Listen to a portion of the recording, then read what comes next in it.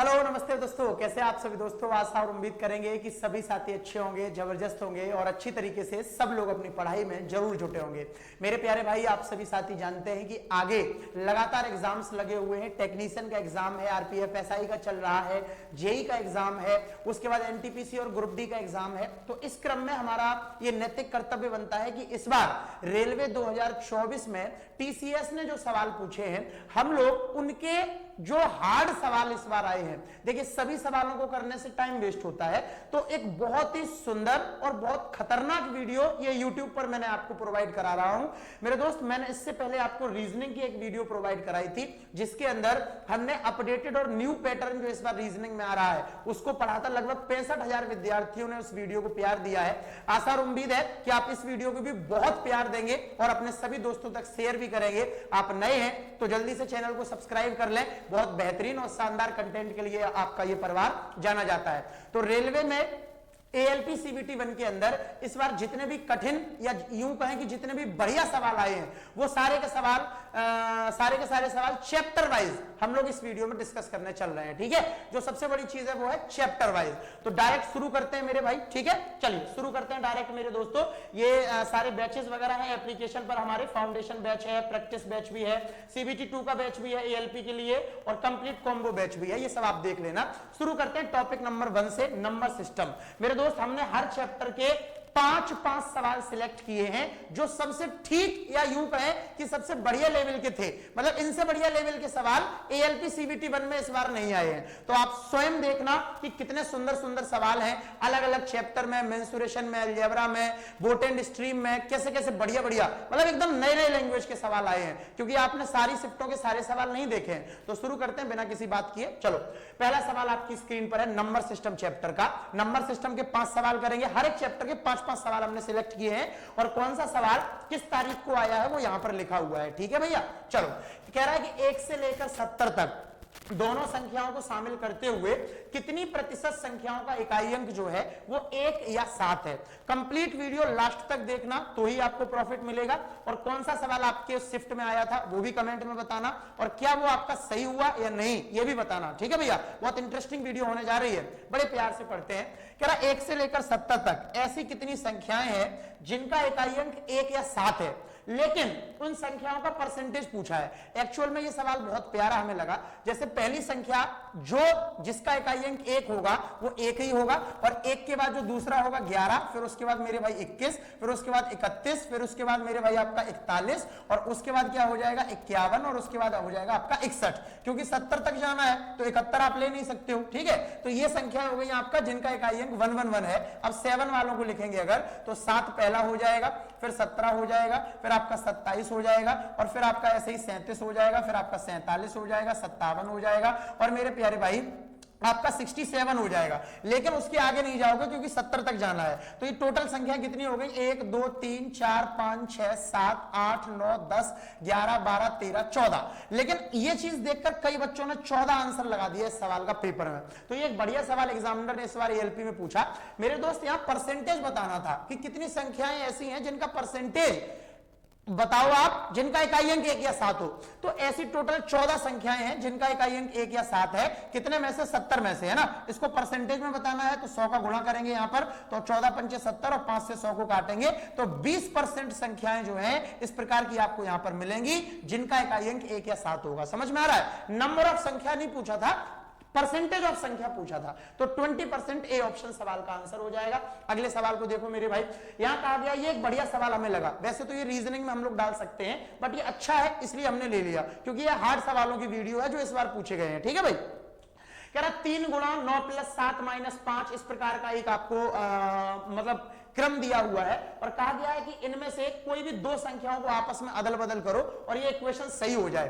तो हमेशा मैंने इसका फुंतरू आपको सिखाया है वीडियो में पहले भी कई बार, कि ऐसे सवाल में जहां पे भाग लगा हो सबसे पहले उसको चेंज करके देखा जाता है। जैसे ये बड़ा सवाल है, अगर आप मान लो यहाँ 7 या 5 को बदलोगे, फिर आप दूसरा 3 और 4 को बदलोगे, है ना, फिर आप 2 और 4 को बदलोगे, बार बार सॉल्व करोगे, देखोगे इक्वेशन किससे वेरीफाई हो रही है किससे नहीं, तो टाइम बहुत लगेगा। इससे अच्छा है एक फुंतरू आप याद रखो, जहां जहां भाग का चिन्ह लगाओ वो संख्याओं को सबसे पहले बदल के देखा करो। जैसे मेरे भाई यहां भाग का चिन्ह लगा 64 के पास में, तो 64 और 78 को बदल लो मेरे भाई सबसे पहले। तो आपने कहा कि गुरुजी यहां लिखा हुआ है 3 गुणा, और यहां इसको ऐसे ही सॉल्व कर लो, 9 और 7 16, और 16 में से 5 जाएगा 11 बचेगा प्लस। ध्यान से सुनना, 64 की जगह पर अगर हम 78 रख दें तो 2 से 78 को काटेंगे अगर, तो 2 तिया 6 और 2 निम्मा 18 39 आ जाएगा। ठीक है, और माइनस का 22 है, और उसके बाद प्लस का जहां पे 78 लिखा है वहां पर मेरे भाई आप लोग 64 लिख दो। 64 माइनस 8, क्लियर है? 64 माइनस 8 और इंटू में 4 है तो इंटू में 4 कर देंगे। और मेरे भाई इसको सॉल्व करके 82 के बराबर नंबर आना चाहिए, तो ये 800 के 32 हो जाएगा यहाँ पर। अब जरा थोड़ा सा इसको सॉल्व करो, और अगर 82 आ गया तो ये वाला मामला अपना सही हो जाएगा। ठीक है, तो 11 तिया 33 हो गया, प्लस का आपका 39 हो गया, प्लस का आपका 64 हो गया, और माइनस 22 और 32 को जोड़ लेंगे, 2 और 2 4, और 3 और 2 5, माइनस का 54। ठीक है, और इनको जोड़ के 54 घटा के अगर 82 आएगा तो मामला बनेगा। 9 और 3 12 की 2, और 4 कितना हो जाएगा मेरे प्यारे भाई 6, और 6 में से 4 घटाएंगे तो इकाइयों में 2 ही आएगा, मतलब 82 ही आएगा। समझ में आ रहा है? तो 64 और 78, डी ऑप्शन इस सवाल का सही जवाब था। तो कैसे हमें पेपर में सवाल को जल्दी करना है ये चीज आपको पकड़ में आई होगी कि जहां डिवाइड का चिन्ह लगा है ना मेरे भाई, उसको सबसे पहले बदल के देखा जाता है। ठीक है, आगे बढ़ते हैं। अगला सवाल, तीसरा सवाल नंबर सिस्टम का किस प्रकार का था कि आज के 3 क्रमागत गुणजों का योग दिया था 2424, और सबसे बड़ा गुणज आपको निकालना था। तो ये एक सवाल भी बढ़िया सवाल लगा। 8 के 3 क्रमागत गुणज, तो 8 का पहला गुणज क्या होगा? 8x होगा, दूसरा क्या होगा? 8 ब्रैकेट में x प्लस 1 होगा, और तीसरा क्या होगा? 8 ब्रैकेट में x प्लस 2 होगा, है ना? और इन तीनों क्रमागत गुणजों का जो योग है वो सवाल में दिया हुआ है 2424 के बराबर। तो यहां से सबसे पहले हम लोग x की वैल्यू निकालेंगे, तो ये 8x हो जाएगा, अंदर गुणा करेंगे तो 8x प्लस 8 हो जाएगा, फिर अंदर गुणा करेंगे तो 8x प्लस 16 हो जाएगा, बराबर में कितना आ जाएगा? 2424 आ जाएगा। ध्यान से सुनना, 2424 आ जाएगा। अब 8 और 8 और 8 तीनों को जोड़ देंगे तो 24x हो जाएगा यहाँ पर, और 16 और 8 24 हो जाएगा, 24 उधर जाके माइनस हो जाएगा तो बराबर में 2400 आ जाएगा, है ना? और यहाँ पर x लगा हुआ था तो इससे ही कट जाएगा, तो x का मान कितना आ जाएगा? 100। अगर x का मान 100 आ गया और सबसे बड़ा गुणज हमें पता करना है, तो सबसे बड़ा गुणज ये था 8 ब्रैकेट में x प्लस 2, x का मान 100 है तो 100 में 2 जोड़ देंगे 102, और 102 का 8 में गुणा कर देंगे। जब आप 102 का 8 में गुणा करोगे तो 816 सबसे बड़ा गुणज आएगा, समझे? x की जगह पर क्या रख दो आप? 100 रख दो, तो 100 और 2 102, और 102 का 8 में गुणा करोगे मेरे भाई तो क्या आ जाएगा? 816। बात की गहराई नाप गए। अगला सवाल देखो, सवाल नंबर 4 कह रहा है निम्नलिखित में से कौन सी ऐसी अभाज्य संख्या है? ये एक बहुत अच्छा सवाल मुझे लगा, क्योंकि देखो एग्जाम में ये सवाल बहुत टफ होता है, रियल बता रहा हूं, क्योंकि आप देखने से लगेगा ये सारे ही नंबर प्राइम है, ऐसा देखने से लगता है, समझ रहे हो बात को? बट ये सवाल हमने कराया हुआ है पहले से, जो बच्चे हमसे पढ़े होंगे, इसका डाटा मैच है, वो बच्चे जानते होंगे कि ये जो 161 है ना, ये 7 से कट जाता है, 7 दूनी 14, और ध्यान 2 बचेगा, 7 तिया 21, 23 बार कट गया। ये जो 221 है ये 17 से कट जाता है, ठीक है? 17 से काटोगे, 17 एकम 17, 5 बचेगा, 17 तिया 51, 13 बार। ये जो 437 है ये 19 से कट जाता है, 19 से काटो आप इसको 437 को, तो 19 दूनी 38 हो जाएगा, 5 बचेगा, 19 तिया 57, 23 बार। तो केवल और केवल यही जो नंबर है 373, यही किसी से नहीं कटेगा, इसलिए यही प्राइम नंबर होगा यहाँ पर, ऑप्शन नंबर बी। समझ में आया भैया? मतलब देखो ये सारे बढ़िया और अच्छे लेवल के सवाल हैं जो इस बार ALP CBT 1 में पूछे गए हैं, और आगे जितने एग्जाम अभी होने जा रहे हैं भरोसा रखना कि यही संख्याएं आएंगी, दोबारा पूछा जाएगा ये प्राइम है या नहीं है। अगर तुमने इस बार देख ली तो मेरे भाई तुम डायरेक्ट पकड़ पाओगे कि सर ने बताया था ये नंबर किससे कटते हैं, और अगर नहीं देखा तो आप समझ सकते हो, फिर आपको प्रॉब्लम आएगी बाबू। कोशिश करो कि जब हम अगला सवाल खोलें तो वीडियो को पॉज करो, खुद से सॉल्व करो, नहीं हो तब वीडियो प्ले करके आगे बढ़ो, ऐसे पूरी वीडियो को देखना मेरे भाई। चलो अगला सवाल देखो, सवाल नंबर 5, ठीक है? कह रहा यदि अंश में 2 और हर में 5 जोड़ दिया जाए तो भिन्न जो है 1/2 हो जाती है। अगर हम भिन्न को x/y मान लें, ध्यान से सुनना, तो सवाल करा अगर अंश में 2 जोड़ दें और हर में 5 जोड़ दें तो जो भिन्न है ना वो 1/2 हो जाती है। ये पहली बात कही इसने। फिर दूसरी बात कही कि अंश और हर में 2 अगर घटा दें तो 1/3 हो जाएगी भिन्न, मतलब अंश में भी 2 घटा दें और हर में भी 2 घटा दें तो भिन्न जो है 1/3 के बराबर हो जाएगी। तो कह रहा है भिन्न के हर और अंश में अंतर बताओ, तो पहले तो x और y की वैल्यू निकालना पड़ेगा, फिर x माइनस y आपको बताना है, ठीक है? ये बहुत अच्छा सवाल यहां पे लगा क्योंकि अंतर पूछा है हर और अंश का। न्यूमरेटर और डिनोमिनेटर का डिफरेंस पूछा है, तो डिफरेंस जब आप निकालोगे तो मेरे भाई बिना भिन्न को निकाले डिफरेंस नहीं निकलेगा। अगर भिन्न पूछा जाता तो ऑप्शन से हो जाता ये सवाल, बट भिन्न नहीं पूछा गया तो पूरा करना पड़ेगा। समझो, इधर इसका मल्टीप्लाई करेंगे जब हम लोग तो 2x प्लस 2 दूनी 4 और इधर इस बराबर में आ जाएगा y प्लस 5। यहां से एक इक्वेशन आपको मिलेगी 2x माइनस वाई, ध्यान से देखना 2x माइनस वाई बराबर 5 में से 4 घटाओगे यानी कि बराबर में 1 आ जाएगा। ये इक्वेशन नंबर 1। यहां से दूसरी इक्वेशन बनाओ, इधर इसका मल्टीप्लाई करो 3x माइनस 3 दूनी 6 बराबर y माइनस 2 हो जाएगा। अब 3x में से y इधर माइनस कर दो, 3x माइनस y बराबर यहां -2 है, प्लस का 6 उधर जाएगा, 4 बचेगा। दूसरी इक्वेशन आ गई, यहां से x और y की वैल्यू आपको निकालनी पड़ेगी। समझ में आया? तो जब x y की वैल्यू निकालोगे तो ना इसको आप माइनस कर दो, ये माइनस हो गया, यहां माइनस है तो प्लस हो जाएगा और यहां आपका माइनस हो जाएगा, ये कट गया। ठीक है, और 2x में से 3x घटाओगे माइनस का x बचेगा और 1 में से 4 घटाओगे माइनस का 3 बचेगा, मतलब x की वैल्यू 3 आ गई। अब x की वैल्यू 3 आप कहीं रख दो, यहां 3 दूनी 6 कर दोगे और 6 जब आप 1 में से घटाओगे तो माइनस का 5 बचेगा। तो मेरे भाई y की वैल्यू यहां से जो है आपकी 5 आ जाएगी, क्योंकि माइनस माइनस कट जाएगा। अब x माइनस वाई पूछा है ना, आंसर हर का अंतर, तो 5 और 3 का जो अंतर है वो कितना है भैया? 2। तो बी ऑप्शन इस सवाल का आंसर था। समझ में आ रहा है? इस प्रकार से ये सवाल बनेगा, बात की गहराई नाप गए, बी ऑप्शन जो है आपके इस सवाल का आंसर होगा। आगे बढ़े, ठीक है भैया, आगे बढ़े। देखो, अगर आपको थोड़ा स्पीड हमारी ज्यादा लग रही हो तो कृपया इस वीडियो को स्पीड कम करके देख लेना। ये मत लिखना सर आप तेज पढ़ा रहे हो, एक्चुअल में रिकॉर्डेड वीडियो है, हम रिकॉर्ड कर रहे हैं इस वीडियो को जस्ट अभी। 13 दिसंबर है आज और आज शाम को हम ये वीडियो रिकॉर्ड कर रहे हैं आप सभी के लिए। सॉरी 14 दिसंबर है, 14 दिसंबर को ये वीडियो हम रिकॉर्ड कर रहे हैं आप सभी के लिए। तो आप समझने का प्रयास करो कि रिकॉर्डेड वीडियो आप थोड़ा स्पीड कम ज्यादा करके देख लेना, है ना, एडजस्ट करना मेरे भाई। पेपर का समय है आपका यार, अभी भी स्पीड में नहीं पढ़ोगे अगर तो कब करोगे फिर जिंदगी में स्पीड है? स्पीड का टाइम अभी है कि शादी होगी तब स्पीड दिखाओगे, अभी दिखाओ ना यार। चलो, तो ये टॉपिक नंबर 1 नंबर सिस्टम के बढ़िया बढ़िया सवाल थे जो इस बार एएलपी सीबीटी 1 में पूछे गए। इससे बाकी के जितने और सवाल थे नंबर सिस्टम के, वो इन सवालों से लल्लू ही लेवल के थे, यही सबसे बढ़िया सवाल थे। ठीक है, अब देखो टॉपिक 2 एवरेज, यानी औसत चैप्टर से कैसे कैसे सवाल आपको इस बार देखने को मिले हैं। पहला सवाल कह रहा है एक कार 10, 20, 30, 60 की स्पीड से 3 किलोमीटर की 4 क्रमिक दूरियां तय करती है।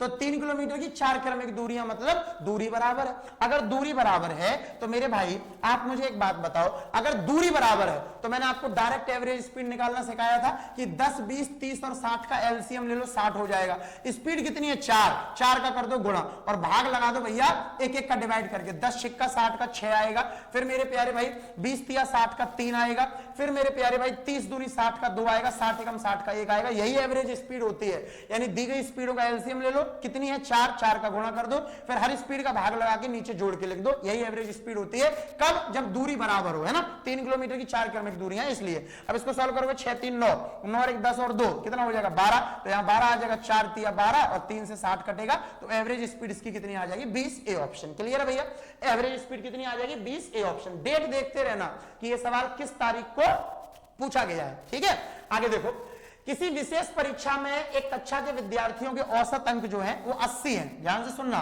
कह रहा है यदि 5 विद्यार्थी जिनके औसत अंक 40 हैं उनको हटा दिया जाए तो बचे हुए विद्यार्थियों का जो औसत है वो 90 रह जाता है। मेरे भाई एक मुझे बात बता दो, अगर मैं टोटल विद्यार्थी यहां पर x मान लूं तो टोटल जो योग बनेगा क्या वो 80x बनेगा? क्योंकि सबका औसत 80 था, तो अगर मैंने x विद्यार्थी माने तो सबका एवरेज बन गया, सबका योग बन गया 80x।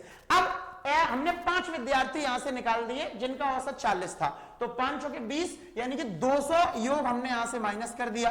तो बचे हुए जो विद्यार्थी हैं वो कितने बचेंगे? वो बचेंगे x माइनस 5, क्योंकि टोटल विद्यार्थी x थे, 5 हमने निकाल दिए, तो विद्यार्थी x माइनस 5 बचेंगे। और बचे हुए विद्यार्थियों का जो ये एवरेज हमने निकाला है ये कितना है मेरे भाई? 90। बराबर कर देंगे, क्रॉस मल्टीप्लाई कर देंगे, x की वैल्यू आ जाएगी, आंसर आ जाएगा। तो मेरे भाई यहाँ x माइनस 5 का इधर मल्टीप्लाई हो जाएगा, ये वाला जाके उधर जाएगा ना, तो यहां से हमने इसको बिटाल दिया और इसको जल्दी से सॉल्व कर लो। 80x माइनस 200 बराबर 90x हो जाएगा, माइनस का 450 हो जाएगा। 90x में से 80x घटाओगे 10x बचेगा और 450 इधर आएगा तो 200 माइनस होगा 450 में से, तो 150 बचेगा। तो मेरे भाई यहां से ये कट जाएगा, तो x की वैल्यू जो है कितनी हो जाएगी? यहां से 15। ठीक है, x की जो वैल्यू यहां से निकल के आएगी वो कितनी निकल कर आएगी बाबू? 15 निकल कर आएगी, सॉरी 25 निकल कर आएगी ना, 150 नहीं 250 बचेगा, वही हम सोचे यार, x का जो मान है वो 25 निकल कर आएगा, ठीक है, ऑप्शन नंबर बी। तो टोटल विद्यार्थी हमसे पूछे गए थे, जो हमने x माने थे, x की वैल्यू कितनी आ गई, 25 आ गई, बी ऑप्शन। समझ में आया मेरे भाई? चलिए एवरेज का तीसरा सवाल देखो कैसा आया था, इस प्रकार का कि 3 के प्रथम 25 गुणजों का औसत बताओ क्या है। तो मेरे भाई जब भी ऐसा सवाल आए कि 3 के प्रथम 25 गुणज, 5 के प्रथम इतने गुणज, 7 के प्रथम इतने गुणज, तो 3 का पहला गुणज 3 गुणा 1 होगा और 3 का 25वां गुणज क्या होगा, 3 गुणा 25 होगा, ठीक है। इन दोनों को जोड़ो और 2 का भाग लगा दो, बस यही एवरेज होता है। तो 3 एकम 3 और 25 या 75, 75 और 3 78, 78 बटे 2 39, ऑप्शन नंबर डी इस सवाल का आंसर हो जाएगा। बात समझ में आ गई? ये इस टाइप के सवाल को करने का तरीका होता है। अगला सवाल देख लो मेरे प्यारे भाई, कह रहा है कि एक व्यक्ति का जनवरी, फरवरी, मार्च और अप्रैल के महीनों का जो औसत है वो 8000 है। तो मेरे भाई जनवरी, फरवरी, मार्च और दोस्तों यहां पर कौन सा महीना लिया गया है, अप्रैल, इनका जो एवरेज है वो 8000 है, मतलब 4 महीनों का एवरेज 8000 है। तो योग कितना बनेगा चारों का, 32000। क्लियर है? 800 के 32। ऐसे ही फरवरी, मार्च, अप्रैल और मई का जो औसत है वो 8500 है, यानी फरवरी, मार्च, अप्रैल और मई का जो औसत है वो मेरे भाई 8500 है। तो योग कितना बनेगा, 8500 का 4 में गुणा कर दो, 2 जीरो तो आएगा ही आएगा, है ना, और 2 जीरो के पहले पहले 4 पंचे 20 की जीरो हासिल 2, चलो 32 सही हो रहा है ना, और 2 34, तो यहां पर इनका योग बनेगा 34000। अब सवाल कह रहा है कि मई का जो वेतन है वो 6500 है, तो जनवरी का वेतन बताओ कितना है। मतलब यहां जो हम मई लिखा है इसका जो वेतन है मई का वो मेरे प्यारे भाई 6500 है, ठीक है, मई का वेतन 6500 है, जनवरी का बताना है। तो जनवरी का वेतन कितना हो जाएगा, यहां से ये फरवरी, मार्च और अप्रैल 32000 में से माइनस कर दे और इस फरवरी, मार्च और अप्रैल की जगह पर रख देंगे हम लोग। तो जनवरी की वैल्यू कितनी होगी, 32000 माइनस फरवरी, मार्च, अप्रैल। तो फरवरी, मार्च, अप्रैल की जो वैल्यू अगर हम निकालें यहां से फरवरी, मार्च और अप्रैल की वैल्यू, तो वो कितनी होगी, 32000 माइनस जनवरी। तो मेरे भाई यहां पर इनकी जगह पर हमने रख दिया 32000 माइनस जनवरी और प्लस का आपका 6500 है और बराबर में कितना है मेरे भाई 34000 है। यहां से जनवरी का मान निकल कर आ जाएगा। नहीं आया समझ में भैया? इन तीनों का अगर हम वैल्यू निकालेंगे तो जनवरी उधर जाके माइनस हो जाएगा ना 32000 में से, तो इन तीनों की जगह पर हमने यही रख दिया 32000 माइनस जनवरी, बस इतनी सी बात है। यहां से जनवरी का मान आ जाएगा। नहीं आ रहा समझ में? आना चाहिए मेरे प्यारे भाई, कुंद थोड़ी हो तुम दिमाग से। 32 और 6 38500 और उसमें से 34500 अगर आप माइनस करोगे तो मेरे प्यारे भाई जनवरी का जो वेतन आएगा वो कितना आएगा, 4500। क्लियर भैया? Option number A. 38500 में से अगर आप 34000 माइनस करोगे तो 4500 मान आ जाएगा जनवरी का। इस प्रकार से ये वाला सवाल आपको करना था। मतलब सारे बढ़िया लेवल के सवाल हमने लिए हैं, आप इस बात को समझने का प्रयास करो। एक ये सवाल एवरेज का बढ़िया आया था, लेकिन इसमें कई बच्चे बहुत ज्यादा टाइम लगाते हैं। मैंने अपने यकीन बैच फाउंडेशन में एक बहुत सुंदर फुंतरू मेथड सिखाया था, डेविएशन, वो लगाओगे तो सवाल एक झटके में हो जाएगा। जैसे कह रहा है कि कक्षा में 50 विद्यार्थियों का जो एवरेज था वो 150 था, 5 विद्यार्थी जिनका औसत 146 था कक्षा छोड़ के चले गए और 5 अन्य जिनका औसत 156 था कक्षा में सम्मिलित हो गए। तो कक्षा में विद्यार्थियों का नया एवरेज क्या है? मतलब कहने का ये हो गया कि मेरे दोस्तों 50 विद्यार्थियों का एवरेज था 150, 5 गए जिनका एवरेज 146 था, 5 आए जिनका एवरेज 156 था। तो कहने का मतलब ये हो गया कि जो आए हैं वो जाने वालों से कितना वैल्यू ज्यादा लेकर आए हैं। मतलब जो 156 है वो 146 से कितना ज्यादा है? आप कहोगे 10 ज्यादा है। मैं कहूंगा ये जो 10 ज्यादा आया है ये कितने विद्यार्थियों पर आया है? 5 विद्यार्थियों पर, क्योंकि 5 गए और 5 आए तो 5 पे ही तो 10 का डेविएशन होगा। मतलब 5 विद्यार्थियों पर 10 बढ़ेगा तो टोटल जो योग इसका बढ़ेगा वो 50 बढ़ेगा। अच्छा, टोटल जो 50 योग इसका बढ़ेगा वो टोटल कितने विद्यार्थियों पर बढ़ेगा? 50 पर ही बढ़ेगा। तो इसका मतलब एवरेज कितना बढ़ेगा? एवरेज 1 बढ़ेगा। पहले एवरेज कितना था? 150, अब 150 में 1 बढ़ जाएगा तो मेरे भाई नया एवरेज क्या हो जाएगा? 151। खत्म। अब कई लोग यहां पर जो है एक्स वगैरह मानते रह जाते हैं, है ना योग वगैरह निकालते हैं, उनके खुरपे हाथ में आ जाते हैं। तो मेरे दोस्त आपको तरीके बहुत अच्छे से पता होने चाहिए। बात समझ रहे हो? मुझे डर नहीं किसी गुमराही का, हर रास्ता तुझ तक होकर जाता है। तो मतलब आपको तरीके बहुत सारे पता होने चाहिए, आपको रास्ते बहुत सारे पता होने चाहिए कि आप 5 विद्यार्थी गए, 5 आए तो योग बढ़ा 10, 5 पर, मतलब 50 योग बढ़ गया 50 विद्यार्थियों पर, समझे? तो एवरेज बढ़ गया 1, पहले 150 था, 1 बढ़ के 151 हो जाएगा। ठीक है, तो ये सवाल नंबर 5 था एवरेज चैप्टर का। तो मेरे भाई नंबर सिस्टम और एवरेज दोनों के 5-5 बढ़िया सवाल हमने किए। अब हम डिस्काउंट बट्टा बट्टा चैप्टर से सवाल कौन से आए थे इस बार वो देख लेते हैं। पहला सवाल आपकी स्क्रीन पर ये रहा, बिलीव मी, वीडियो पॉज करो, इसका आंसर बताओ। कईयों का चालान कटेगा इस सवाल में, देखना आप। बहुत अच्छा सवाल है, लॉजिकल सवाल यहां पे पूछा गया, या यूं कहें घुमावदार, मतलब पढ़ के लगेगा यार ऐसा सवाल तो हमने बहुत बार किया है, और जो तुम करोगे वो आंसर नहीं होगा, क्योंकि इसकी लैंग्वेज में बहुत प्यारी चीज है। कह रहा है सवाल कि समान अंकित मूल्य वाली समान वस्तुओं पर 5 खरीदें और 6 पाएं जैसी योजना का परसेंटेज में छूट बताओ। 5 खरीदें और 6 पाएं, समझो बात को, 5 खरीदें और 6 पाएं, ये लैंग्वेज है। मतलब 5 वस्तुओं के तुम पैसे दो और तुम 6 वस्तुएं ले जाओ, मतलब एक ही वस्तु तो फ्री मिल रही है। यहां पर नहीं पकड़े बात को, बोलो जल्दी से। यहां मामला अलग है, 5 खरीदें और 6 पाएं, मतलब एक वस्तु फ्री ले जाएं। 5 खरीदें और 6 पाएं, मतलब एक वस्तु फ्री ले जाए। कितने पर? टोटल 6 वस्तुओं पर। तो 1/6 का मतलब क्या होता है? 16 सही 2/3% होता है। ये डिस्काउंट यहां पर आएगा, बी ऑप्शन। कई बच्चे यहां गलती करेंगे, उनको लगेगा कि यहां पर वस्तु डिस्काउंट 6 का मिल रहा है, टोटल 6 और 5 11 पे, तो वो करेंगे 6/11 गुणा करेंगे 100 का, वो ऑप्शन नहीं मिलेगा, क्योंकि वैसा यहां नहीं है। यहां कह रहा है 5 खरीदे 6 पाएं, ये योजना है। मतलब 5 के रुपए दो और 6 वस्तुएं ले जाओ, मतलब एक वस्तु फ्री ले जाओ। तो एक का डिस्काउंट मिला ना टोटल 6 वस्तुओं पर, तो डिस्काउंट हो जाएगा 16 से 2/3%। मतलब ये लैंग्वेज समझने का प्रयास करना, ठीक है। अगला सवाल, एक दुकानदार 18,000 अंकित मूल्य वाली एक मशीन पर 2 क्रमिक छूटें देता है ना, और उसको 12,960 रुपए में बेचता है वस्तु को, और 18,000 अंकित मूल्य था वस्तु का, बेच रहा है 12,960 में। 18,000 में से 12,960 माइनस करो। जब आप 18,000 में से 12,960 माइनस करोगे तो मेरे भाई कितना बचेगा? 5,040, यानी डिस्काउंट मिला 5,040 रुपए का। कितने पर? 18,000 पर। तो 5,040 बटे 18,000 गुणा 100, यहां से ओवरऑल डिस्काउंट निकाल लो मेरे प्यारे भाई। ओवरऑल डिस्काउंट कितना आएगा? 18 दूनी 36, 14 बचेगा, 18 8 144, यानी दोनों जो क्रमिक छूटें दी गई हैं उनको मिलाकर 28% का डिस्काउंट बनेगा ओवरऑल। अब एक डिस्काउंट है 10% का, तो दूसरा कितने का होगा? 20% का होगा। खत्म बात। अब कई लोग एकदम दहशत में आ गए होंगे कि सर आपने ऐसे डायरेक्ट लिख दिया, एक्चुअल में इसका डाटा मैच है इसलिए डायरेक्ट लिख दिया। हमने कई बार क्लास में 10 और 20% का क्रमिक बट्टा 28% होता है, ऐसा रट लो, ये कई बार कहा है। कुछ तो कारण होगा ना कहने का, सोचो ना। तो 10 और 20 का क्रमिक बट्टा 28% रटवाया था, इसीलिए कि आपने देखा ओवरऑल डिस्काउंट 28% का आ रहा। 1/10 और दूसरा क्या होगा? 20, 10 + 20 30, और माइनस 10 गुणा 20 200/100 2, 30 - 2 28%, इसलिए दूसरा वाला 20% का डिस्काउंट होगा। समझे?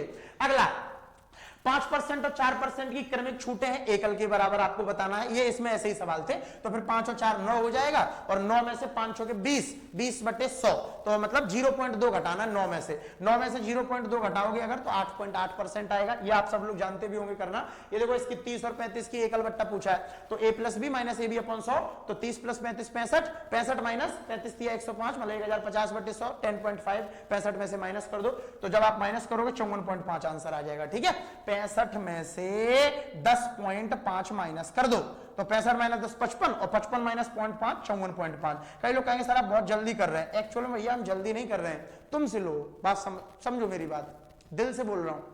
मैं जल्दी नहीं कर रहा हूं, मैं वैसे कर रहा हूं जैसे पेपर में करना चाहिए। ठीक है, क्योंकि कोई फाउंडेशन क्लास तो नहीं है कि जहां मैं आपको चीजें सिखाऊं। ये क्लास है कि इस बार ALP में कितने सवाल कठिन या बढ़िया आए, तो उनको कैसे कर सकते थे, ये वो क्लास है। तो आप समझने का प्रयास करो। ठीक है, 30 + 35 65, और 65 - 35 दिया 105, तो 10.5 माइनस करेंगे 65 में से 54.5 आ जाएगा। 10 और 5 की क्रमिक बट्टा बताना है, कर लेंगे आप लोग। ठीक है, टॉपिक नंबर 4 आ गया, SCF और LCM। ठीक, कि LCM और SCF से कितने बढ़िया सवाल इस बार पूछे गए थे। पहला सवाल देखो भाई ध्यान से, बिल्कुल भी हम रुकेंगे नहीं, क्योंकि ये रिकॉर्डेड वीडियो है। हम रुकेंगे भी किसके लिए? लाइव क्लास होती तो हम आपके कमेंट के लिए रुक सकते थे। समझ रहे हो बात को? आप पढ़ने पर ध्यान दो बहुत मन से। अगर आपको स्पीड लग रहा है, वीडियो पॉज करो, क्वेश्चन आए, क्वेश्चन दिमाग लगाओ खुद, फिर वीडियो प्ले करो। बात समझ में आ रही है? देखो इधर, LCM 27, n का जो है 54 है, मतलब दो संख्याएं यहां पर दी हुई हैं आपको, एक 27 और एक n, और इन दोनों का जो LCM है संख्याओं का वो 54 है। ठीक है, LCM कितना है दोनों संख्याओं का? 54 है। और सवाल कह रहा है इन दोनों संख्याओं का SCF कितना है? 9 है। तो n का मान बताओ। अब मेरे दोस्त मुझे एक बात बता दो, क्या आप n की जगह 36 ले सकते हो क्या, क्योंकि 27 और 36 का जो एलसीएम होगा वो 54 नहीं होगा, क्योंकि 36 से 54 नहीं कटता, तो ये संख्या नहीं हो सकती। 24 ले सकते हो क्या, नहीं, 27 और 24 का एलसीएम 54 नहीं होगा, क्योंकि 24 से 54 नहीं कटता, ये भी गया। दो ऑप्शन बचे, तो 27 और 18 का एलसीएम भी 54 होगा और 27 और 54 का एलसीएम भी 54 होगा। अब एचसीएफ देखो, 27 और 18 का एचसीएफ कितना होगा, 9, और 27 और 54 अगर हम यहां ले लें, 27 और 54, तो इनका एचसीएफ कितना होगा, इनका एचसीएफ 27 ही हो जाएगा, क्योंकि 27 से कम 27, 27 दूनी 54, तो 27 सबसे बड़ा नंबर कौन बना रहा है, जबकि हमें एचसीएफ 9 चाहिए, तो इसलिए हमें n की जगह पर 18 लेना पड़ेगा, समझे, n की जगह पर हमें क्या लेना पड़ेगा, 18। 27 और 18 का एलसीएम 54 और 27 और 18 का एचसीएफ 9। क्लियर है। 54 क्यों नहीं ले सकते, क्योंकि 54 ले लेंगे ना तो फिर एचसीएफ 54 ही हो जाएगा, जबकि एचसीएफ 9 रखना है, तो n का जो पॉसिबल वैल्यू यहां पर है वो 18 है। तो ये लॉजिकल और अच्छा सवाल था एचसीएफ एलसीएम का। अगला देखो भाई, दो संख्याओं का एलसीएम दिया हुआ है आपको यहां पर 84, और इन दोनों संख्याओं का आपको अनुपात दिया है 2 और 3। सवाल कह रहा है संख्याओं का योग बताओ कितना होगा। दो संख्याओं का एलसीएम 84 है और उनका योग 2 और 3 है, संख्याओं का योग बताना है। कैसे करोगे इस सवाल को, इनका गुणा कर दिया करो अनुपात का, 3 दूनी 6, 6 की वैल्यू बराबर कर दो किसके, जो एलसीएम दिया 84 उसके, 1 यूनिट की वैल्यू कितनी हो जाएगी 14, और इन दोनों रेशियो को जोड़ दो दोबारा, 3 और 2 5, इसका इसमें गुणा कर दो, 14 पंचे 70, यही संख्याओं का योग होता है। गुरुजी क्या कह रहे हैं आप, या तो तुमने अच्छे से पढ़ाई नहीं करी, देखो है ना, अच्छे से फाउंडेशन तुमने मैथ पढ़ा नहीं किसी बढ़िया टीचर से, इन चीजों को सीखते अगर बेसिक से तो शायद पल्ले पढ़ते, तो ये मेथड तुम्हें पल्ले पढ़ते। भाई सॉल्यूशन तो इस सवाल का सब लोग करा लेंगे, तुम क्या चाहते हो बता दो, तुम चाहते हो 2x है रेशियो 3x, गुरुजी इनका एलसीएम हो जाएगा 3 दूनी 6x बराबर 84, और 6 से 84 काटो, x की वैल्यू 14 आ गई। पहली संख्या 14 दूनी 28 हो जाएगी, दूसरी संख्या 14 तिया 42 हो जाएगी। सर इन दोनों का जोड़ पूछा है, जोड़ के 70 आ जाएगा, ये अपना आंसर आ जाएगा। तुम ये चाहते हो, तो ये तो बच्चे करते हैं जो पालना में झूलते हैं, तुम बड़े हो चुके हो, शादी होने वाली है तुम्हारी, शादी करते हैं अभी बच्चे कर दोगे 4-6, ठीक है, इतने बड़े हो गए तुम और फालतू की बातें करते हो, थोड़ा बड़े हो गए हो, हर चीज में जब बड़े हो गए तो फिर सवालों को करने में भी बड़े हो हैं। अगला सवाल देखो, सहवाग संख्याओं के समुच्चय का एचसीएफ कितना होता है, तो कोप्राइम नंबर का एचसीएफ हमेशा 1 होता है, ये हमेशा आपको याद रखना है, ठीक है। ये फन फैक्ट इसमें सवाल आया था। 450, 1500 और 1650 का एचसीएफ कितना होगा, तो इनका एचसीएफ मतलब सबसे बड़ा वो नंबर जो इन संख्याओं को काट दे। इनमें से सबसे बड़ा 200 है, 200 से 1650 नहीं कटता, फिर 150 है, 150 से 450 कटता है, 150 से 1500 कटता है, 150 से 1650 11 बार कटता है, तो आपका जो 150 है वो इनका क्या हो जाएगा, एचसीएफ हो जाएगा। क्लियर है। अगला सवाल देखो भैया, 310, 208 और 180 का एचसीएफ बताओ। एचसीएफ सबसे बड़ा वो नंबर जो दी गई संख्याओं को काट दे। सबसे बड़ा 8 है, क्या 8 से 180 कटता है, नहीं कटता है। फिर 8 के बाद 6 है, क्या 6 से 310 कटेगा, क्या बताओ, 6 पंचे 30, 10 बचेगा, नहीं कटेगा। फिर 4 है, 4 से 310 कटेगा, 4 सत्ते 28, 3 बचेगा 30, नहीं कटेगा। तो एचसीएफ कितना हो जाएगा फिर इसका 2। इन तीनों संख्याओं का एचसीएफ कितना हो जाएगा 2। क्लियर है भाई, क्यों, 2 से ये सारे नंबर कट जाएंगे, बाकी किसी से कट ही नहीं रहे, तो एचसीएफ नहीं हो सकता। आगे बढ़ते हैं मेरे भाई, topic number 5 time and work से देखते हैं कि इस बार कितना लॉजिकल सवाल आया था। ये वो सवाल है चैप्टर के, हर एक चैप्टर के मैंने वो सवाल लिए जो सबसे कठिन थे। मतलब अगर आपको सरल लग रहा है जैसे एक आधा सवाल, तो ये वही सवाल है जो मतलब इस लेवल के इस चैप्टर, हर चैप्टर में ऐसा नहीं है। अभी आप देखेंगे आगे खुरपे भी हाथ में आएंगे कई सवालों में, तो पूरी वीडियो लास्ट तक आपको देखना है सबको। और मेरे दोस्त अगर क्लास पसंद आ रही हो तो दबा के क्लास में लाइक ठोकना और जितना हो सके प्यार देना, ज्यादा से ज्यादा शेयर करना, नहीं है तो जरूर चैनल को सब्सक्राइब कर लेना मेरे प्यारे भाई। देखो इधर रवि और कुमार एक असाइनमेंट पर काम कर रहे हैं। रवि को कंप्यूटर पर 32 प्रश्न टाइप करने में 6 घंटे लगते हैं और कुमार को 40 प्रश्न टाइप करने में 5 घंटे लगते हैं। तो कह रहा है 110 प्रश्न टाइप करेंगे अगर दोनों मिलकर तो कितना समय लगेगा। तो जब भी ऐसा सवाल आए तो रवि को 32 प्रश्न टाइप करने में 6 घंटे लग रहे हैं, तो 1 घंटे में कितने प्रश्न टाइप करेगा वो, 32/6। ऐसे ही जो कुमार है उसको 40 प्रश्न टाइप करने में 5 घंटे लग रहे हैं, तो 1 घंटे में कितने प्रश्न टाइप करेगा, 40/6। 22/5 यानी कि 8 है ना, और इसको 2 से काट के छोटा कर लेंगे, 16/3 कर लेंगे 2 से काट के। क्लियर है? तो ये एक एक घंटे का हमने इनका वर्क निकाल लिया। अब हमें टोटल 110 प्रश्न टाइप करवाने हैं, तो एक एक घंटे में ये कितना करते हैं वो जोड़ के भाग लगा दो बस। तो 16/3 और प्लस का 8 ये जोड़ के भाग लगा दो, 3 8 24, 24 और 16 कितना हो जाएगा 40/3। ठीक है, 0 0 कट जाएगा, 11 3 33/4 हो जाएगा, 4 से काटेंगे 4 8 32, यानी 8 घंटे तो आएगा ही आएगा, और कुछ आगे टाइम भी आएगा, तो 8 घंटे आएगा, आगे टाइम भी आएगा। 2 ऑप्शन बचे, तो 4 8 32, 1/4 बचेगा, यहां पर गुणा करेंगे 60 का, 15 बार कटेगा, मतलब 8 घंटा और 15 मिनट जो है सवाल का आंसर हो जाएगा ऑप्शन डी। क्लियर है? 8 घंटा 15 मिनट सवाल का आंसर डी ऑप्शन। पहले हमने एक एक घंटे में निकाला कि एक एक घंटे में ये कितना कितना पेज टाइप करेंगे, और उसके बाद जोड़ के भाग लगा दिया, क्योंकि एक घंटे में जो व्यक्ति जो काम करता है वो उसका एचसीएफ कहलाता है। ठीक है, अगला 8 पुरुष और 12 महिलाएं एक दीवार 10 दिनों में बना सकते हैं, 6 पुरुष और 8 महिलाएं 14 दिन में बना सकते हैं। तो बहुत ध्यान से देखना, 8 पुरुष और 12 महिलाएं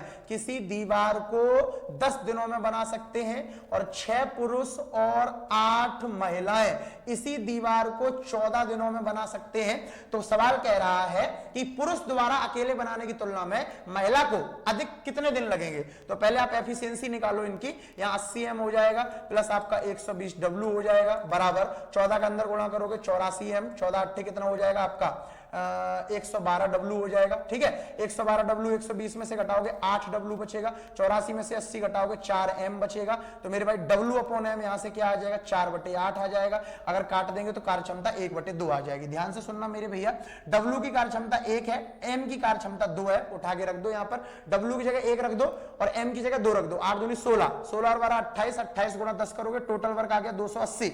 अब 280 काम को एक वोमेन अगर करेगी तो 280 दिन ही लेगी, लेकिन अगर एक 280 काम को एक आदमी करेगा तो मेरे भाई 140 दिन लेगा। तो जो औरत है वो आदमी से कितने अधिक दिन ले रही है, 140 दिन अधिक ले रही है। तो इस सवाल का सही जवाब होगा बी ऑप्शन, 140 डेज एक वुमेन को अधिक लग रहे हैं। ठीक है, सबसे पहले आदमी और औरत की कार्य क्षमता पता करी, फिर टोटल वर्क पता किया, फिर आदमी की कार्य क्षमता से भाग लगाया तो 140 दिन आया, औरत की कार्य क्षमता से भाग लगाया 280 दिन आया, औरत ने 140 दिन ज्यादा लिए। क्लियर? आगे देखो अगला सवाल मेरे प्यारे दोस्त, कह रहा ए एक निश्चित काम को उतने ही समय में, ये बहुत अच्छा सवाल हमें लगा, आपको भी लगेगा, पॉज करो वीडियो, सॉल्व करो सवाल।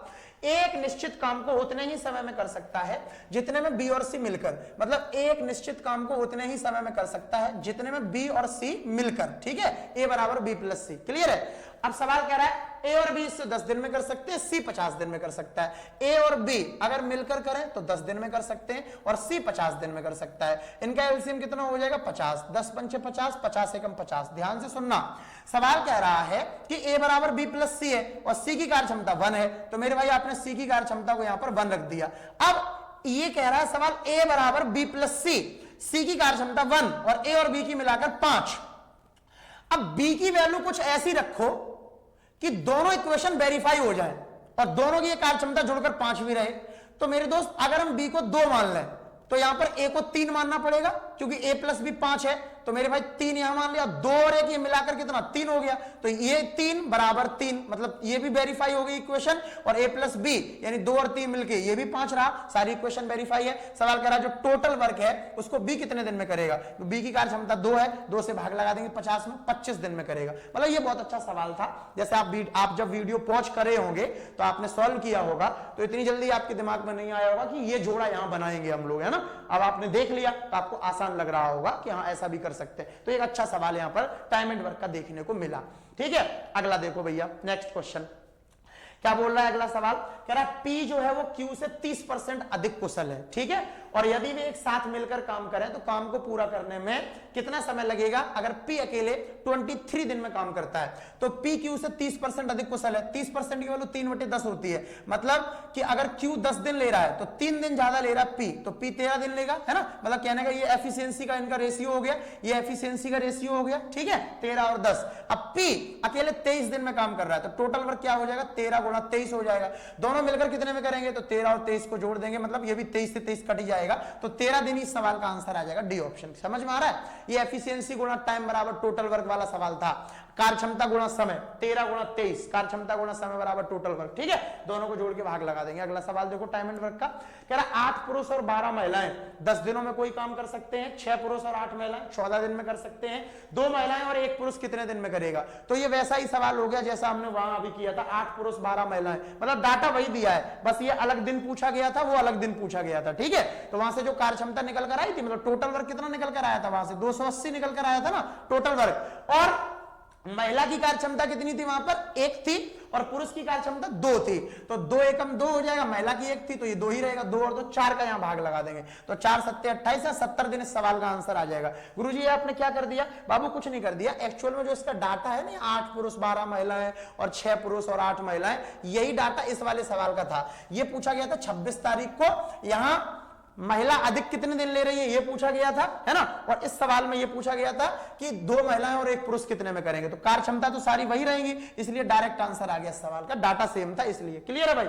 अगला देखो टॉपिक नंबर 6, परसेंटेज से कैसे सवाल इस बार जो है आपकी परीक्षा में देखने को मिले। आगे बढ़े भैया, क्लियर है, जल्दी बताओ परसेंटेज से कैसे सवाल इस बार परीक्षा में आपको देखने को मिले, हम लोग इस पर चर्चा करते हैं। तो मेरे दोस्त शुरू करते हैं भैया परसेंटेज का पहला सवाल, गौर से देखो। कह रहा है अर्नब 9 संतरे 8 केले 276 में खरीदता है, जब एक संतरे का मूल्य 10% कम हो जाता है और 1 केले का मूल्य वही रहता है, तो 5 संतरे और 10 केलों का मूल्य इतना हो जाता है, 4 संतरे और 3 केलों का आरंभिक मूल्य क्या है। ये एक अच्छा सवाल हमें लगा, बहुत ही बढ़िया परसेंटेज का।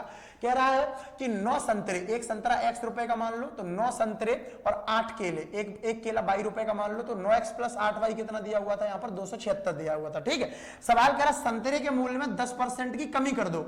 पहले एक संतरे का मूल्य था x रुपए, अगर हम इसको 10% कम कर देंगे तो एक संतरे का मूल्य क्या रह जाएगा, 9x/10 रह जाएगा। ठीक है, अब 5 संतरों का मूल्य क्या हो जाएगा, 5 × 9x/10। ठीक है, ये 5 संतरों का मूल्य हो जाएगा। क्लियर है, और प्लस जो केले हैं उनके मूल्य में कोई छेड़खानी नहीं हुई, 10 22 हुआ है टोटल का टोटल, और ये 210 के बराबर रह जाएगा। यहाँ पर 5 से इसको काटेंगे, यहाँ पर 2 बार एलसीएम ले लेंगे तो कितना हो जाएगा, 9x + 2 दाई 20 22 और बराबर यहाँ 2 का गुणा होगा, इसमें 420 हो जाएगा। तो इक्वेशन 1 आपकी ये पहली यहाँ पे थी, दूसरी हमने यहाँ से बना ली। अब इन दोनों इक्वेशनों को सॉल्व करके आंसर आ जाएगा। कैसे करेंगे सॉल्व, माइनस माइनस माइनस। ठीक है, और ये देखो 9x माइनस का और प्लस का कट गया, 8y में से 20y हटाओगे माइनस का 12y बचेगा, बराबर 276 में से 420 अगर आप माइनस करोगे, मतलब 420 में से इसको माइनस करोगे तो माइनस का 144 बचेगा, माइनस माइनस कट के 12 से 12 बार कट जाएगा, तो बाई की वैल्यू यहां से 12 आ जाएगी। एक संतरे 12 रुपए का है, बाई की वैल्यू 12 उठा के आप कहीं पर भी रख दो, 12 8 96,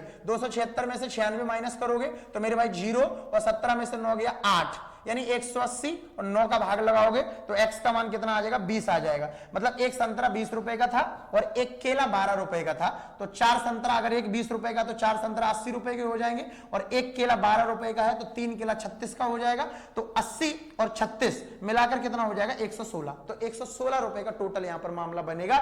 यह सवाल ऐसे ही किया जाएगा इक्वेशन बनाकर, और इसमें नया क्या है, जटिल क्या है, मतलब ये कठिन क्यों है, ये हार्ड सवालों में क्यों डाला हमने, क्योंकि यहाँ पे मूल्य में देखो गिरावट कर दिया है 10% की। जनरली इस टाइप के सवाल में गिरावट वगैरह नहीं करता है, डायरेक्ट इक्वेशन बनाओ सॉल्यूशन होता है, बट यहाँ गिरावट करने की वजह से थोड़ा सा सवाल ने जो है लेंथ पकड़ ली, और यूं कहें कि थोड़ा बढ़िया हो गया सवाल। तो ये सवाल आया इस बार लोको पायलट में, आपको लग रहा है सारे सवाल लल्लू आए, तभी आप आगे देखना मेंसुरेशन वगैरह में इतने हीरे हीरे सवाल पूछे गए ना भाई, मेरा दिल खुश हो गया, सच बता रहा हूं। देखते रहो, देखो 9 संतरे 8 केले 276 में, तो ये सेम सवाल पूछा गया था, ये आप लोग कर लोगे, ये सेम सवाल पूछा गया था, बस अंतर केवल इतना था कि यहां पर 4 संतरे और 3 केले हैं और यहां पर 3 संतरे और 4 केले हैं, मतलब उल्टा कर दिया था उसने, समझे।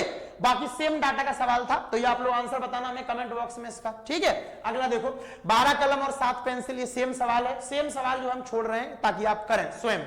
सोलना का व्यय उसकी बचत से, ये बहुत अच्छा सवाल है भैया, बताओ इसका आंसर, परसेंटेज का सवाल था, कैलकुलेटिव सवाल। ये कब आया था, 27 को। सोलना की जो व्यय था वो 125% जो है उसकी बचत से अधिक है। अब 125% की वैल्यू कितनी होती है ये बताओ, 125% की वैल्यू होती है 5/4, तो खर्चा बचत से अधिक है, मतलब अगर हम कहें कि बचत 4 रुपया है तो उसका जो खर्चा था वो कितना अधिक था, 5 अधिक था, तो 4 5 9 रुपया खर्चा हो जाएगा। तो इनकम कितनी हो जाएगी, 9 और 4 13। ठीक है, इनकम 13 हो जाएगी मेरे प्यारे भाई। अपने मन से 2 2 जीरो हमेशा रेशियो में लगा लेंगे ताकि कैलकुलेशन हमारी आसान हो जाए। मतलब हमने मान लिया कि बचाता 400 रुपए था, खर्च 900 करता था, टोटल इनकम 1300 हो गई। सवाल कह रहा है अगर खर्चे में 6% की कमी हो जाए, तो पहले खर्चा 900 था, अगर 6% कम हो जाएगा, 9 छक्का 54 रुपए अगर हम खर्चा कम कर देंगे तो 846 रुपए नया खर्चा बचेगा। ठीक, और यहां पर बचत में 26.5% की वृद्धि हो जाए, मतलब ये जो 400 है इसमें वृद्धि हो जाए 26.5% की, है ना। तो 26 चौके 102 होता है ना, या 104 और 5 चौके 20 का 2, 104 और 2 106 रुपए की अगर वृद्धि हो जाए किसमें, बचत में, तो 400 और 106 506 रुपया उसकी बचत हो जाए। 506 और 846 को जोड़ो तो नई इनकम यहां पर आ जाएगी 8 5 13, 46 और 6 52, 1352। ठीक है, मतलब पहले इनकम थी 1300, अब इनकम होगी 1352, तो इनकम कितनी बढ़ गई, 52 रुपए। कितने पर, 1300 पर, गुणा करेंगे कितने का, 100 का, 2 जीरो से 2 जीरो कट जाएंगे, 13 चौके 52, तो जो इनकम है उसमें 4% की वृद्धि हो जाएगी। तो यही हमसे सवाल में पूछा गया था कि इनकम में कितनी वृद्धि होगी, मतलब कैलकुलेटिव सवाल था थोड़ा सा, बट जब हम कैलकुलेशन कर रहे होंगे तो आपको लग रहा होगा यार सर इतनी जल्दी कैसे कर पा रहे हैं, क्योंकि मुझे 26 का पहाड़ा याद है, तो मुझे गुणा करने का आइडिया है कि 26 चौके 104, 5 चौके 20 का 2 ही रहेगा, क्योंकि पॉइंट लगा है, नीचे 2 जीरो भी आएंगी, 0 0 से पॉइंट हट जाएगा, तो 2 और 104 106 की बढ़ोतरी हो जाएगी। मतलब मैं जल्दी कर पा रहा हूं बिकॉज मुझे टेबल वगैरह याद है और गुणा करना अच्छा आता है,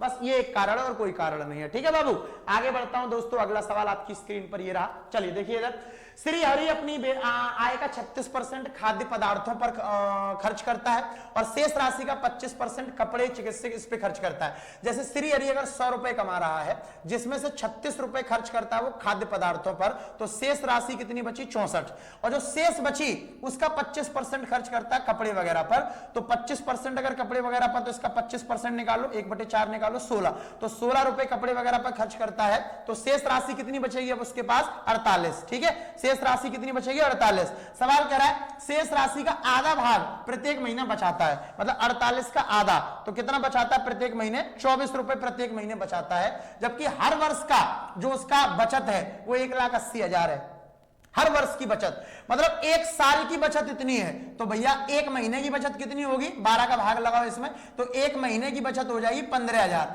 है ना, 12 से 15 बार कटता है 180, तो एक महीने की बचत 15,000 हो जाएगी, जबकि आपके अकॉर्डिंग एक महीने की बचत 24 है, तो 24 की वैल्यू जो है 15,000 के बराबर कर देंगे हम यहां पर, और हमें यहां पर उसकी इनकम निकालनी है जो कि हमने 100 यूनिट मानी है, तो 24 की वैल्यू ये हो गई, 100 की वैल्यू मेरे प्यारे भाई यहां से निकाल लो, तो 15,000 और इसमें हम लोग मल्टीप्लाई कर देंगे, डायरेक्ट यही सॉल्व कर लेना, 15,000 में मल्टीप्लाई कर देंगे 100 का और भाग लग जाएगा यहां पर 24 का, 3 से काटेंगे 8 बार, 3 से काटेंगे 5 बार, 5,000 हो जाएगा। ठीक है, 5,000 हो जाएगा।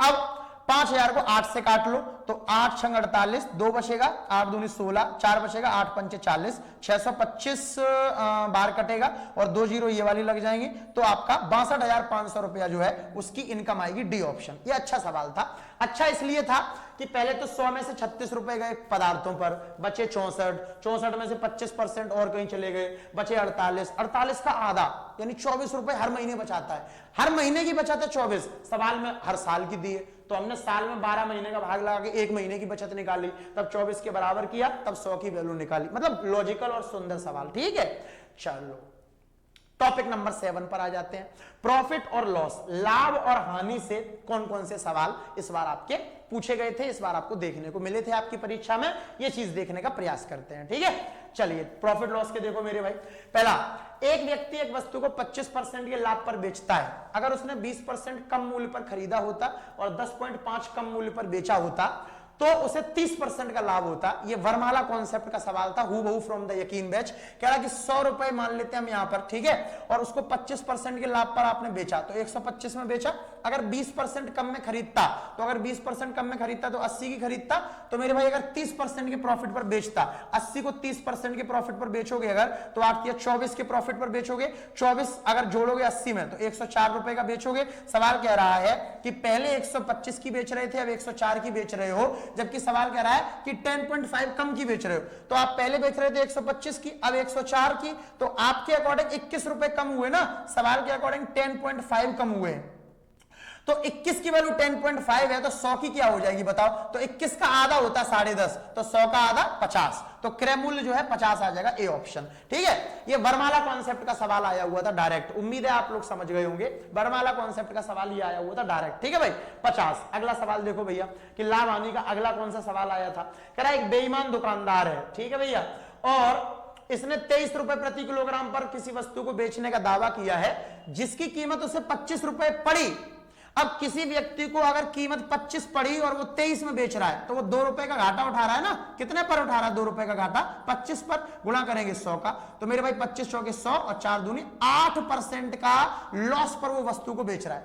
8% के लॉस पर बेच रहा है, लेकिन 1 किलो के बजाय 600 ग्राम वजन तोलता है। कुल लाभ बताओ। तो मैंने इस सवाल को करने का क्या तरीका बताया था? लाइन बनाओ। 1000 ग्राम का मामला है, 1000 ग्राम में वो तौल कितना रहा है? 600 ग्राम। ठीक है, 600 ग्राम वजन तौल रहा है, जबकि 1000 ग्राम पे उसको लॉस कितना हो रहा है? लॉस हो रहा है 8% का। तो 1000 का 8% होगा 80। अगर 80 का लॉस हो रहा है तो 920 रुपए, 80 का लॉस हो रहा है तो 920 ग्राम के रुपए वसूल रहा है वो। ठीक है, तो मेरे भाई 600 ग्राम तौला, रुपए लिए 920 ग्राम के, तो 320 ग्राम का प्रॉफिट हो गया। कितने पर? 600 पर। गुणा करेंगे 100 का, तो यहां से निकलेगा लाभ। 2 जीरो तो 2 जीरो काटो, 2 से काटो 320 को 160 बार, 2 से काटो 6 को 3 बार, 160/3% का प्रॉफिट यहां पर उसको होगा।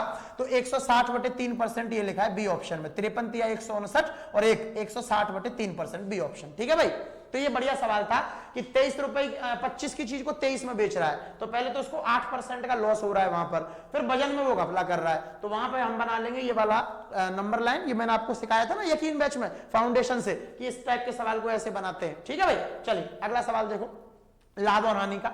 ये अगला कैसा सवाल था? एक व्यक्ति ने 1 रुपए में 3 की दर से, मतलब 1 रुपए में 3 की दर से, 1 रुपए में 3 की दर से आर्टिकल खरीदे और उतने ही आर्टिकल फिर खरीदे 1 रुपए में 2 की दर से। ठीक है, तो यहां पे पहले आर्टिकल आप लोग बराबर करोगे, तो यहां पे गुणा करेंगे 2 का, यहां गुणा करेंगे 3 का, यहां भी 2 का करेंगे बाबू, यहां पर भी 3 का करेंगे। तो 3 दूनी 6, 3 दूनी 6, 6 और 6 12 और 2 एकम 2 और 3 एकम 3, तो 2 और 3 5 रुपए, यानी 5 रुपए में टोटल 12 आर्टिकल जो है वो खरीद कर लाया। सवाल करा अगर 20% का लाभ कमाना है तो प्रति दर्जन बेचेगा कितने का?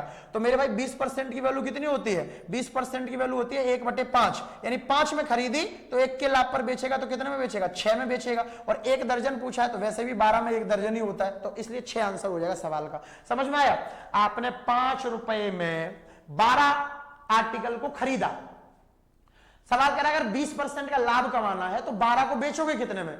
तो भैया 20% का लाभ कमाना तो 5 में 20% लाभ कमाओगे तो 20% निकालोगे अगर 5 का तो 1 आएगा, मतलब 12 आर्टिकल को 6 रुपए में बेचोगे। सवाल भी कह रहा है कि प्रति दर्जन ही बताओ कितने में बेचोगे, तो डायरेक्ट आंसर इस सवाल का 6 आ जाएगा। ठीक है, समझने और सोचने का प्रयास करना। अगला, एक बेईमान दुकानदार क्रय मूल्य पर 984 ग्राम लिखा होता है, बाट पर 23% का लाभ कमाता है। डायरेक्ट सवाल था। 23% की वैल्यू होती है 23/100, 100 में 23 जोड़ेंगे, 123 की वैल्यू जो है आपको 984 के बराबर दिया हुआ है। ये कितना गुना है? 8 गुना है। ठीक है, तो यहां से 100 यूनिट की वैल्यू निकाल लोगे 8 का गुना करके, तो यानी रियल बाट का जो वजन था वो 800 ग्राम था। समझ में आ रहा? D option. डायरेक्ट आप ठोक सकते हो सवाल को। 23% का लाभ, तो 23% का लाभ मतलब 123 टोटल वजन बनेगा। सवाल कह रहा है 984 ग्राम लिखा था तो उसकी वैल्यू बराबर कर दी, रियल बाट 100 का था, 100 की वैल्यू निकाल ली। ठीक, यहां देखो 25% का लाभ है, 100 ग्राम के लिए रियल बाट का उपयोग बताना। सेम वैसा ही है जैसे पीछे किया है। 25% की वैल्यू 1/4, 4 में 1 जोड़ेंगे 5 बन गया टोटल। 5 की वैल्यू दी हुई है 100 और 4 की निकालनी है मेरे भाई, जो 25 के नीचे जो था। तो 5 की वैल्यू 100 होगी, कितना गुना है? 20 गुना है कि नहीं है? तो 20 चौके 80 ग्राम जो है इसका आपका रियल बाट आ जाएगा, बी ऑप्शन। ठीक है भाई, तो ये सवाल आपके यहां से पूछे गए थे। कहां से मेरे दोस्तों? ये सवाल आपके कहां से पूछे गए थे? ये सवाल आपके पूछे गए थे लाभ और हानि से। टॉपिक नंबर 8 पर आते हैं, सिंपल एंड कंपाउंड इंटरेस्ट, यानी कि साधारण और चक्रवर्ती ब्याज से कैसे सवाल पूछे गए थे। तो साधारण और चक्रवर्ती ब्याज से सवाल कैसे पूछे गए थे वो देखो जरा। सबसे पहले साधारण ब्याज के सवाल देखो। चक्रवर्ती मतलब दोनों से मिलाकर जो 5 बढ़िया सवाल हैं वो। चक्रवर्ती ब्याज पर एक धनराशि 2 वर्ष में 5290 तथा 3 वर्ष में 6083.5 हो जाती है। यदि ब्याज वार्षिक रूप से संयोजित होता है तो प्रति वर्ष ब्याज की दर कितनी है? देखो भैया 2 साल में 5290 रुपया कोई राशि हो रही है और 3 साल में 6083.5 हो रही है। तो मेरे दोस्त मुझे ये बताओ, जब भी ये साल जो है ना ये लगातार दी हुई हो आपको कि 2 3 1 साल का डिफरेंस है, तो मेरे भाई आप डायरेक्ट ना परसेंटेज निकाल लेते हो, यहां से डायरेक्ट रेट निकल आती है। याद रखना, जब भी आपको ये अंतर 1 साल का दिया हो, 2 लगातार वर्ष दी हो ना, तो डायरेक्ट आप इसमें से उसको घटा दो और देख लो कितना ब्याज मिला 1 साल में। पहला तो 6083 6083.5 में से 5290 को आप लोग जो है माइनस करेंगे तो कितना आएगा 5 3 18 में से 9 गया 9, यहां कितना बचेगा आपका 10, ठीक है। तो यहां पर 10 में से 2 जाएगा तो 8, यानी कि 893.5 893.5 इतना रुपया ब्याज मिल गया, ठीक है। कितने पर 5290 पर मल्टीप्लाई करेंगे 100 का, यही आपका आंसर है। जब आप पॉइंट हटाओगे यहां से तो एक जीरो आएगी, 2 जीरो से 2 जीरो कट जाएंगी, 529 से ये नंबर देखो कितने बार कटेगा। तो इकाई अंक मैच करना है ना, 15 निम्मा 135 होता है, तो 529 से ये 15 बार कट जाएगा, ठीक है। तो 15% जो है आपकी रेट आ जाएगी बी ऑप्शन। क्लियर है, डायरेक्ट हो जाता है ये वाला सवाल। जब भी लगातार सालें दी है, जैसे 2 साल में इतना हो गई राशि और 3 साल में इतनी हो गई, तो लगातार दिया है ना, तो 614.55 में से 578.4 माइनस करो और 578.4 का भाग लगा के 100 का गुणा कर दो, रेट आ जाएगी, ठीक। एक व्यक्ति अपनी आय का 1/3 भाग 7% की दर से, 1/4 8% की दर से, बचा हुआ 10% की दर से, टोटल ब्याज 561 है। आपको मूल राशि बतानी है कितनी थी। इस सवाल को जल्दी करने का तरीका बता देता हूं इस वीडियो में, क्योंकि इसका लॉन्ग मेथड हमने जो YouTube पर शाम को 8:30 बजे क्लास लेते हैं ना, अभी जो ALP के सेट करा रहे हैं हम, उसमें हमने बता रखा है आपको। तो इसका जल्दी करने का तरीका इस वीडियो में सिखा देते हैं। एक्चुअल में जो टोटल ब्याज है ना 561, ये 11 का मल्टीपल है, तो राशि भी 11 का मल्टीपल होगी। ऑप्शन डी 11 6 66, ये बाकी के ऑप्शन 11 से कट ही नहीं रहे थे, समझे। गुरुजी ये क्या कह दिया, आप देखते रहो ना भाई। ये 11 का मल्टीपल है 561, और ब्याज अगर 11 का मल्टीपल है तो राशि भी 11 का मल्टीपल होगी, क्योंकि 11 एक प्राइम नंबर है, वो पूरी कैलकुलेशन में किसी से कटेगा ही नहीं। आगे चलो, अगला सवाल ध्यान से कह रहा, एक निश्चित चक्रवर्ती ब्याज की दर से 2 साल के बाद कोई धनराशि इतना गुना हो जाती है, 4 दूनी 8 और 1 9/4 गुना हो जाती है। मतलब कोई राशि 4 थी तो वो 9 हो जाती है। कितने साल में? 2 साल में। जब 2 साल लिखा है तो रूट ले लेंगे यहां से, ये 2 आ जाएगा, ये 3 आ जाएगा, 1 का ब्याज 2 पर, यानी 50% की रेट आ गई। वो डायरेक्ट यकीन बैच के सारे सवाल है भाई। देखो, एक इसी वार्षिक साधारण ब्याज पर 8000 का निवेश करता है और बी 11000 का निवेश करता है। 3 वर्ष का मामला है, 720 का ब्याज में अंतर है। रेट में आपको रेट बतानी है, दोनों की रेट सेम भी है। तो बी का जो ब्याज बनेगा वो कितना बनेगा? 11000 मूलधन गुणा टाइम 3 गुणा रेट आर मान लो, बटे में 100 माइनस ए का मूलधन 8000 है और टाइम 3 है और रेट आर मान लो, बटे में 100, और दोनों का जो अंतर है वो 720 के बराबर दिया है। यहां से आर निकल आ जाएगी, 2 जीरो से 2 जीरो कट गई, 2 जीरो से 2 जीरो कट गई, 11 तिया 330 आर हो गया, 330 आर माइनस 80 तिया 240 आर हो गया, ठीक है। बराबर में कितना हो गया? 720 हो गया। तो मेरे दोस्तों 0 13 में से 4 गया, 90 आर हो गया, 90 आर बराबर 720, 0 0 कट जाएगा, 9 8 72, आर बराबर कितना आ जाएगा? 8% आ जाएगा। क्लियर है? तो 8% ए ऑप्शन सवाल का आपका रेट का जो है आंसर हो जाएगा। टॉपिक नंबर 9 हो गया स्पीड, डिस्टेंस और टाइम। मेरे दोस्त इस वीडियो में हम इतना ही रखते हैं, क्योंकि फिर ये लॉन्ग हो जाएगी, बहुत ज्यादा बड़ी वीडियो हो जाएगी, है ना। तो आप सभी से मैं एक इजाजत मांगता हूं, और वो इजाजत क्या है वो आप सभी को देनी पड़ेगी कि इस पूरी वीडियो के बाद अगर तुम चाहते हो कि हम आपको एक इसका पार्ट और दें, जिसमें टाइम, स्पीड, डिस्टेंस के टॉप 5 सवाल और ट्रिग्नोमेट्री के टॉप 5 सवाल जो इस बार आए वो, ऐसे ही हाइट एंड डिस्टेंस के टॉप 5 सवाल जो इस बार आए वो, ऐसे ही डाटा इंटरप्रिटेशन के टॉप 5 सवाल जो आए वो, अनुपात समानुपात के टॉप 5 सवाल जो आए वो, मेंसुरेशन के टॉप 5 जो आए वो, बहुत बढ़िया बढ़िया सवाल आए हैं इसमें मेंसुरेशन में, और ज्योमेट्री और कोऑर्डिनेट ज्योमेट्री में जो टॉप 5 आए हैं वो, अलजेब्रा में जो टॉप 5 आए हैं वो, और स्टैटिस्टिक्स में जो टॉप 5 आए हैं वो। अगर तुम चाहते हो कि हम ये सारे सवाल आपके साथ डिस्कस एक पार्ट बना के और कर दें, तो मेरे दोस्त आप इस वीडियो में कमेंट कर देना, मैं आपको एक वीडियो और दे दूंगा, ठीक है। ये बाकी ये कराकर ये वीडियो फिर ज्यादा लंबी हो जाएगी, एक वीडियो और इसकी बना देते हैं, ये आज आप देख लो, और नेक्स्ट वीडियो अगर आप कमेंट करोगे तो बाकी के टॉप 5 सवालों की और बना दूंगा। और कोई मुझसे आपसे उम्मीद हो, आप हमसे चाहते हो, कमेंट करना, इस वीडियो को प्यार देना, पॉज कर करके पूरी क्लास देखना तो और मजा आएगा। अगर आप हमारे साथ जुड़ के तैयारी करना चाहते हो, बेहतर और बेस्ट कंटेंट पढ़ना चाहते हो, रियल में गणित और रीजनिंग के राजा बनना चाहते हो रेलवे के, तो आप हमारे एप्लीकेशन को डाउनलोड कर लो गूगल प्ले स्टोर से। हजारों बच्चा हमारे साथ जुड़ रहा है रेलवे की तैयारी के लिए। मेरे दोस्त अगर आपको तैयारी करनी है तो यकीन बैच रिकॉर्डेड बैच है, फाउंडेशन लेवल का, मैथ, रीजनिंग और साइंस तीनों सब्जेक्टों का, आप इसमें जुड़ सकते हो। अगर आपको केवल मैथ रीजनिंग पढ़ना है आप इस बैच में जुड़ सकते हो। अगर आपको यूथ बुक की दोनों किताबें खत्म करनी है मैथ रीजनिंग की चैप्टर वाइज मेरे साथ, बढ़िया बढ़िया सॉल्यूशन, एकदम शॉर्ट सॉल्यूशन सारे सवालों के चैप्टर वाइज, तो आप प्रैक्टिस बैच में जुड़ सकते हो। और आपको तीनों बैच अगर एक ही बैच में चाहिए कि मतलब आपको यकीन बैच भी मिल जाए, फाउंडेशन भी मिल जाए, रुक्मिणी की सॉल्यूशन मिल जाए, यूथ बुक का सॉल्यूशन मिल जाए, प्रैक्टिस हो जाए, सब कुछ हो जाए। तो जो सबसे ट्रेंडिंग बैच है ड्रीम रेलवे बैच, तैयारी के लिए, इन सभी एग्जाम्स के लिए आप इस बैच में हमारे साथ जुड़ सकते हो। बाकी अगर एएलपी का CBT 1 इस बार देकर आए हो तो हमने नया बैच भी अभी लॉन्च किया है, CBT 2 के लिए। मुख्य द्वार नाम है बैच का, है ना, मुख्य द्वार। उसमें कूपन कोड है ऑफ 100, वो लगा लोगे तो फीस कम हो जाएगी। और ड्रीम रेलवे बैच का कूपन कोड है RRB जोन। तो आप दोनों में से जो आपकी जरूरत का बैच है, तैयारी वाला बैच है तो ड्रीम रेलवे ज्वाइन करो, CBT 2 के लिए जुड़ना है अगर तो मेरे भाई मुख्य द्वार बैच में ज्वाइन करो और एप्लीकेशन डाउनलोड करो। कमेंट करके जरूर बताना कि आपको ये वाली वीडियो कैसी लगी, और आगे जो चैप्टर बचे हुए उनके टॉप 5 सवालों की वीडियो चाहते हो तो भी कमेंट करना, हम आपको एक पार्ट और प्रोवाइड कराएंगे। ठीक है,